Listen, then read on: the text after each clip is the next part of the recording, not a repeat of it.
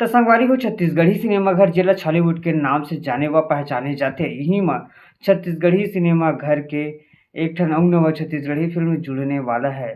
छत्तीसगढ़ के famous comedian, YouTuber, social media influencer और Instagram में अपन ताबड़तोड़ तहलका मचा देने वाला फ़ेमस मनीष स्टार यानी कि मामा और दिव्या स्टार यानी कि भांजी।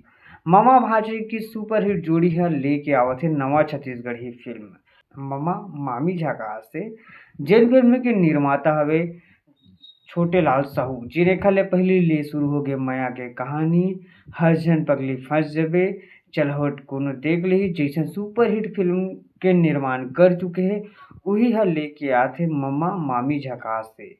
अब ये फ़िल्म के शूटिंग कब चालू होही एकर बारे में जइसे ही जानकारी मिलही मैं ह एकदम फटाफट तुमन ल वीडियो में बता दूँहूँ। फिलहाल में ये वीडियो ला तुमन ह लाइक करो जोहार।